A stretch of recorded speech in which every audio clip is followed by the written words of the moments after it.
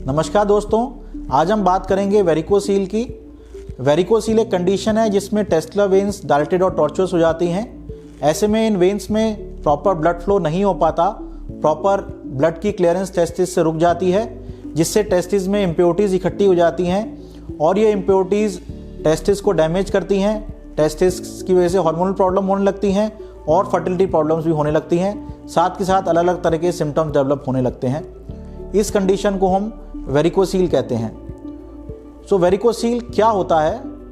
Mails में testis abdomen के बाहर स्क्रोटम में लॉज्ड होती हैं। ऐसे में टेस्टिस तक जाने वाली नसें जिनको हम आर्टरीज कहते हैं और वापस ब्लड लाने वाली नसें जिनको हम वेन्स कहते हैं, ये दोनों और साथ के साथ करंट की नसें जिनको हम नर्व्स कहते हैं या फिर स्पर्म्स को कंडक्ट करने वाली ट्यूब जिसको हम वास कहते हैं, ये सब चीज़ें गुच्छे की तरह पेट से टेस्टिस तक जाती हैं। जब बॉडी का डेवलपमेंट होता है, ऐसे में कई बार इन वेन्स में जो वेल्व्स होते हैं जिनका मेन उपयोग ये है कि वेन्स में बैक फ्लो जो है उसको नहीं करने दें, वो वेल्व्स ख़राब हो जाते हैं। इन कंडीशन की वजह से जो वेन्स हैं वो डायलेट हो जाती हैं, चौड़ी हो जाती हैं और वेरिकोसील हो जाता है। सो कई बार ये कंडीशन करीब 15% पुरुषों में नॉर्मली पाई जाती है। इस कंडीशन को हम बीमारी की तरह हमेशा कंसीडर नहीं करते। हम इस कंडीशन को बीमारी की तरह जब भी कंसीडर करते हैं अगर किसी को वेरिकोसील्स की वजह से टेस्टिस में या नीचे ग्रॉइन में पेन है। ये पेन अक्सर लंबा खड़ा होने पे या वजन उठाने पे या फिर बहुत कोई फिजिकल एक्टिविटी करने पे चालू हो जाता है। दूसरा, जिन लोगों को वेरिकोसील की वजह से टेस्टिस की साइज़ छोटा हो गया, टेस्टिस की क्वालिटी अफेक्ट हो गई है। तीसरा, जिन लोगों को वेरिकोसील की वजह से जो सीमन है उसमें एबनॉर्मलिटीज़ हो रही हैं, स्पर्म की एबनॉर्मलिटीज़ हो गई हैं, या फिर जिन लोगों को ऐसे प्रोफेशन में जैसे कि आर्मी या पुलिस में ज्वाइन करना है, ऐसी इन्हीं कारणों में हम वेरिकोसील को एबनॉर्मल मानते हैं और उसमें ट्रीटमेंट की ज़रूरत है।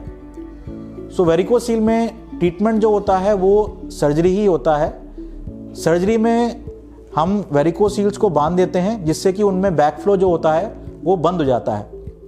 ऐसे में जो ऑलरेडी उसकी वजह से हार्म हो चुकी है वो धीरे धीरे करके रिवर्ट होना चालू हो जाती है और जिन लोगों को पेन है वो पेन कम हो जाता है। जिन लोगों को टेस्टिस की वजह से स्पर्म एबनॉर्मलिटीज़ हैं वो इम्प्रूव होना चालू हो जाती हैं और जिन लोगों को फोर्सेस में भर्ती होना है उनमें ये एक कंपल्शन भी है कि उसका ऑपरेशन भर्ती होने से पहले कराया जाए। सो ये ऑपरेशन एक बहुत ही छोटा ऑपरेशन है और अलग अलग तरीके से करा जाता है। इस ऑपरेशन को करने का बेस्ट तरीका जो है उसको हम कहते हैं माइक्रोस्कोपिक वेरिकोसलेक्टमी। माइक्रोस्कोपिक वेरिकोसलेक्टमी में नीचे ग्रॉइंस में 2 छोटे छोटे इंसिजन आते हैं अराउंड 1.5 to 2 सेंटीमीटर। वहाँ से जो हम टेस्टिस की कॉर्ड है उसको हम डिसेक्ट करके उसमें से माइक्रोस्कोप के नीचे वेन्स को आइडेंटिफाई करके बांध देते हैं।